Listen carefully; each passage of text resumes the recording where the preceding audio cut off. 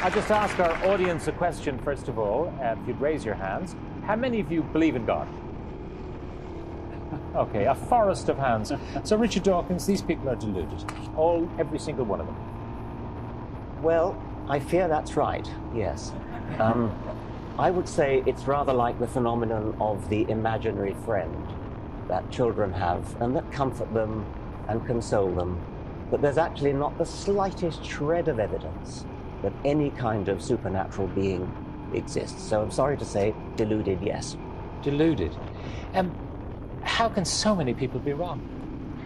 Well, there was a time when everybody believed that the world was flat. There was a time when everybody believed that the sun whizzed round the earth. People are very, very frequently deluded.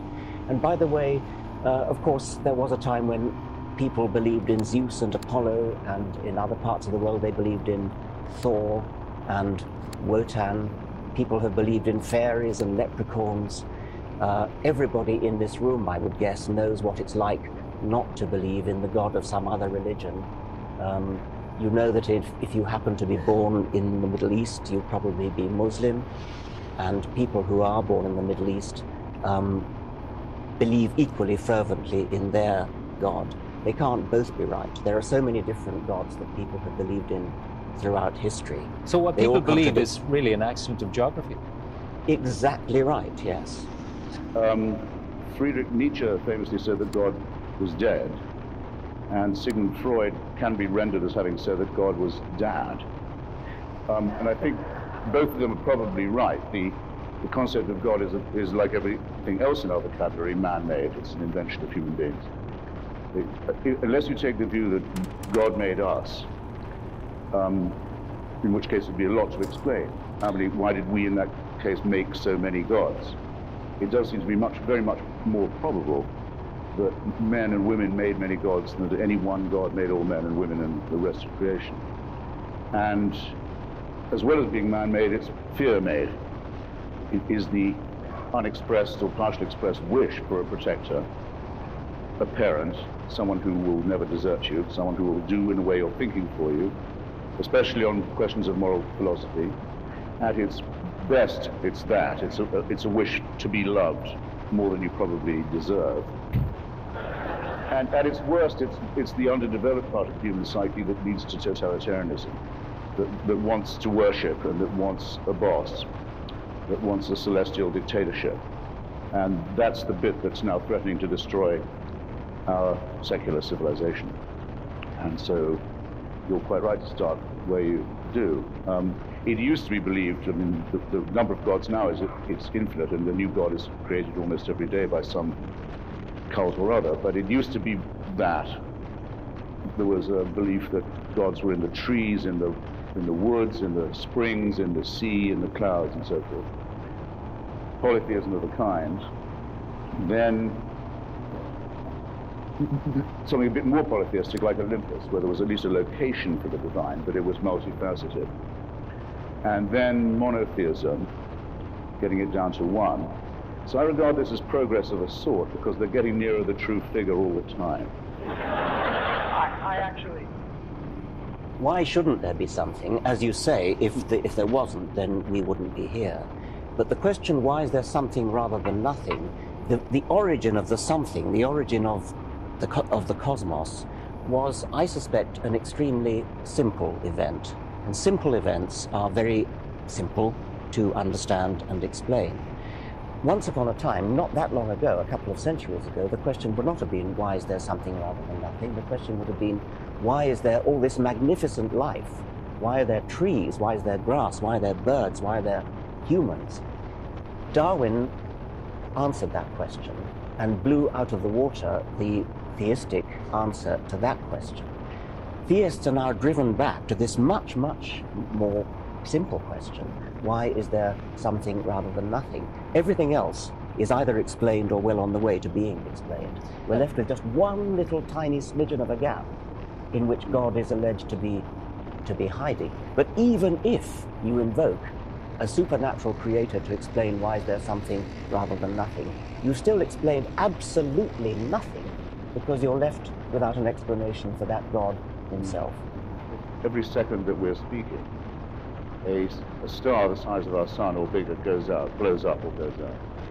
That's been the case every single second since the first moment of the Big Bang. It's a lot. That'll be a lot of suns going out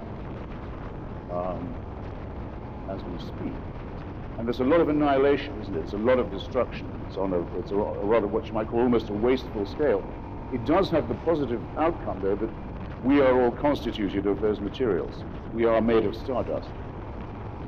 Now, I find that a rather more majestic and wonderful and even beautiful idea than, say, the idea of the burning bush. A bit more impressive. Gives you more to think about. Are they mutually also exclusive? Are they mutually exclusive? Did God make you of stardust? One has the virtue of being true and provable and studyable, which the other doesn't. And I do think that the verifiability of something is a virtue of Are we kind. simply material Yes, things? but we don't have bodies, we are bodies. Until 50,000 years ago, there were 4 other kinds of biped, humanoid, not unlike us, still living on the planet, died leaving no descendants. We're the only survivors of those people. That family were the last. We don't know if they had gods or not. So you think the inexplicable... No religion ever invented appears to have known that these creatures even existed, because the religious are forced to believe that the only really significant event that happened in the human story happened about 3,000 years ago. Do you think there could be one sentence that could convince, let's say, a creationist to seriously doubt their theory? Ideally, if you could convince a believer in God to really doubt their belief, but that's too hard.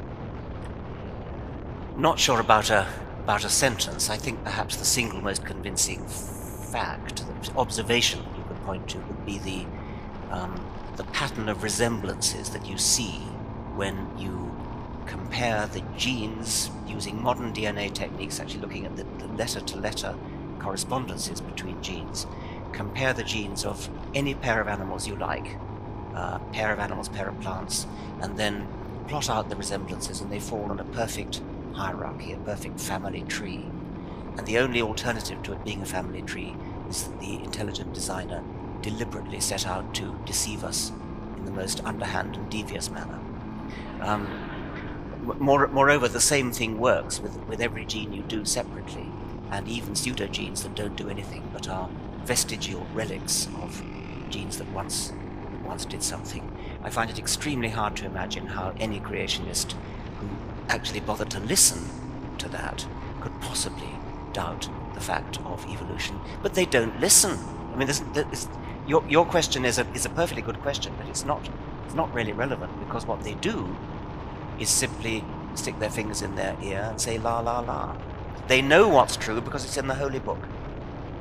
And that even, I mean, the most extreme case is the geologist Kurt Wise, who has a PhD in geology from Harvard, and said, if all the evidence in the universe pointed towards an old Earth, I would be the first to admit it, but I would still be a young Earth creationist, because that is what Holy Scripture teaches me.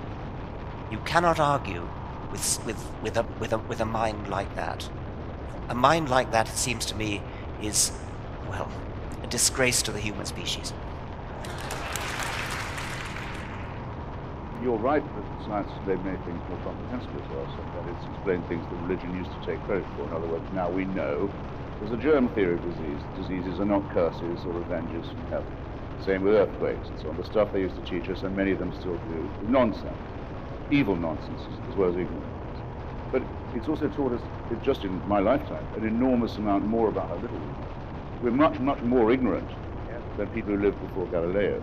Just because we have now an increasingly large idea of the fantastic expanse of the unknown.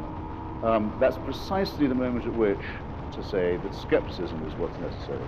Inquiry, debate, doubt. Where's faith in this? Where's the usefulness of faith there? There's no use to it at all. Socrates, who, as far as I know, existed but may well not have done. It doesn't matter to me. No one will insult me if they say, Socrates, your great hero, didn't exist. Try it on a Muslim, try it on a Christian. their prophets didn't exist, or tell people that Moses is a myth. They start hurling themselves about, making menacing noises very often. Socrates said you're only educated when you've understood how ignorant you are. And you're only going to even find that out by doubting everything all the time.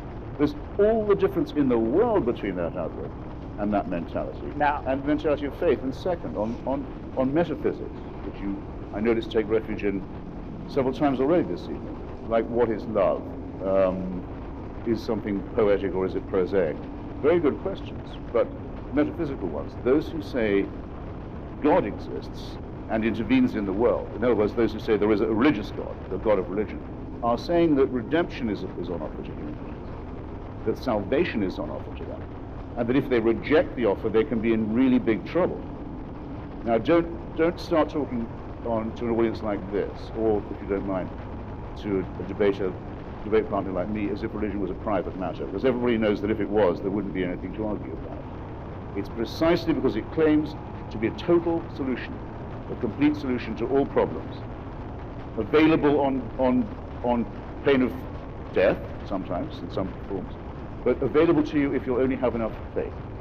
Where we've just found out that faith is probably the most overrated of the virtues and the one least useful to us in the real dilemmas that we actually have to face.